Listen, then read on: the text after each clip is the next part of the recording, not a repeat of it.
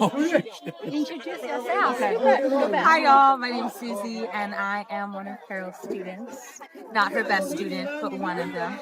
I'm just finished graduating from Tsinghua University here in China, and I'm really happy I got the opportunity to come to Chongqing to hang out with Carol.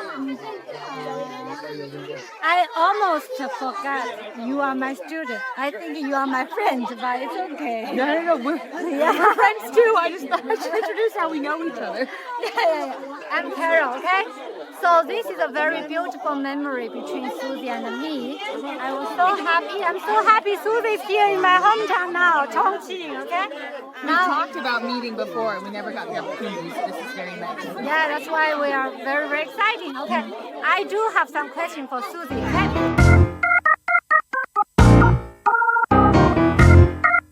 So the first one is, what's your favorite thing about being in Beijing?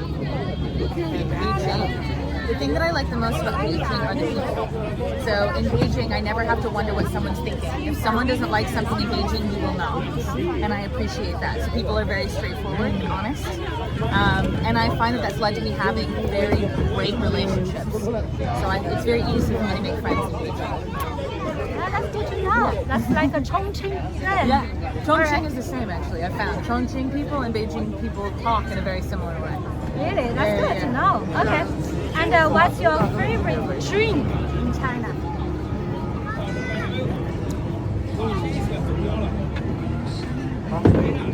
That's a hard one. Plum juice. Plum juice. I get it every day at the dining hall at my school. Oh, really? Yeah. Do you buy it? I do buy it. It costs I think 2 RMB. Only 2? Only 2 RMB, which is less than $1. It's like 20 cents, I think, is how much it is. It's all sugar. It's fantastic.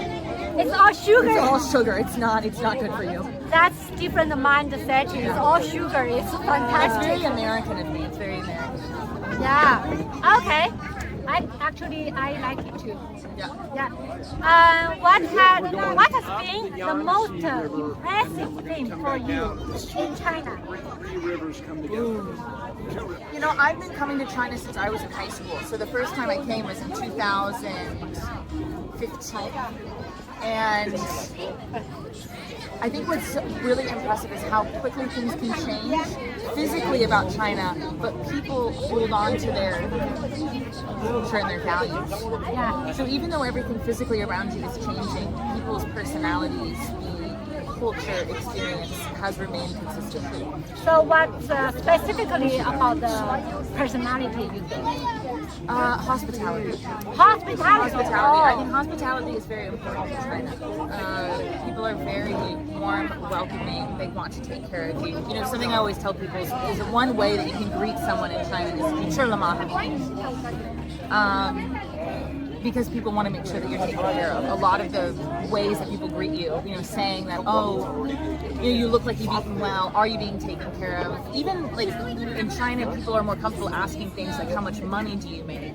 Yeah. Because they want to make sure that you're doing okay, that you're being taken care of. It's not a competitive question or a question meant negatively. Yeah. I'm happy you touched this point because for you, I think at the beginning you may not used to this, right? You don't? It happened to me when I was in high school. Okay. So when I came in high school, people were asking me questions like that, like how much money my family makes, or things like this. And it was, for Americans, this was very offensive. Yeah, that's true. But I quickly realized because of how eager people were when they asked the question, how kind people were when they asked them, I was like, they can't be meaning this in a negative way. There's something that I'm missing. So now I understand what it's about. Yeah. Okay, so what improvement would you like your university can make? I think the biggest challenge for foreigners when they go to school in China, the reason typically foreigners come here is because they want to learn more Chinese, the language, they want to learn the Chinese culture, or they're wanting to do something involving diplomacy between their country and China. The biggest barrier to them being able to do that is the lack of integration between foreigner students and Chinese students. Oh. So what happens for a lot of these universities is they'll put on events to get the students to mingle school, but it's so forced it doesn't work. The natural spaces for students to come together aren't encouraged. So for me, I did sports at Tsinghua, and I competed in sports teams with the university, which forced me to integrate with my Chinese classmates a lot better, and it was a very natural way to do so. Okay. Because it was sports, you're competing, you're on a team together. But that wasn't advertised or encouraged. Like foreigner students, we weren't encouraged to join these clubs and these associations. We were only supposed to go to things where the school could photograph us. I think in the US, it's not even an expectation.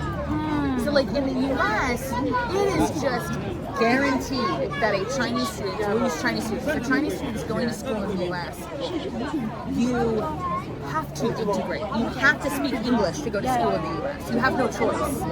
And then if you're going to be speaking English and taking these classes, there's no separate class for the Chinese students. Going to school in China, I go to separate classes than my Chinese classmates. All my classes are in English. I don't have to learn Chinese to go to school in China. That's true. So there's a different kind of a barrier in the way at Chinese universities to integrate because they hold the international students separate. They want foreigners to come to China to study, which they should, but Chinese is such a hard language to learn, and it's not a common language to learn yet, that you can't force people or like expect people to speak Chinese fluently to come to school and expect people to come in large numbers. That's true. That's so in the US, like if students have a hard time integrating into school in the US, which they do, it's not something the school cares about because it's just, that's just how it is. But in China, it's a different kind of an issue. Can you tell us about the funny experience you had in China? I've had many. Okay. So here's a really good one. Okay. So a lot of times people will want to take photos with you when you're a foreigner, right? It's just because, you know, foreigners are very common in some parts in China, so it's just exciting when people get to meet you and they want to get to know you and take photos. And, you know, it's a fun experience. It's a lot of fun. Well, I went to Harbin with my friends to there's something called the Ice Festival that happens there every year. It's incredible. Okay. Where the whole city is full of these ice sculptures. Okay. So me and my friends go, right? At night, we're hanging around in the city and we get swarmed by Chinese tourists. I mean, swarmed. I've never had this happen before. People were going crazy. Oh, really? Yeah, begging to take photos. Be like, please, please. And we're like, what's going on? So the people started asking us, they're like, you're from Russia, right? You're Russian? And we were like, oh no, we're from the US. And every single one of them would go, oh. Oh, really? Like they were disappointed. We were like, oh, so for the rest of the night, because we didn't want to disappoint them, for the rest of the night, we're like, yeah, we're Russian. And we just pretended to be Russian for the rest of the night. No one knew. Oh. We did Russian accents and everything. And it worked. Everyone was like, oh my gosh, I've never met a Russian person before. And I was like, oh, you're welcome. I'm sad to hear that they feel disappointed when they hear it. You know why they're disappointed? Because Americans aren't as exotic. That's why. Like, Russia's more exotic. You know, it's like the Russian ballerina. You have all of the like, I think it's more of like an exotic thing to be. But for the Americans, it's like, it's not as special. Yeah, not special. You are not special It's not that anymore. special. For me, they're like, oh, okay, cool, in America, whatever. Wow. Okay. All right. That's something new for me to know. Really? That's only happened to me in Harbin, though. Everywhere else I go in China, when people find out I'm an American, they're very happy. I think it's just because Harbin's next door to Russia that happens. Oh, that makes sense. Yeah. That's really different. That's different location. Yeah. Okay, so now you are thinking about your future job, right? What's your expectation? So for me, what I'm wanting to do in the future is I'm wanting to work in journalism. So my big belief is that the most important thing to improving the relationship between the U.S. and China is the world of media, whether it be film, journalism, YouTube, social media, whatever it may be. That's the key because that's the best way to share people's stories.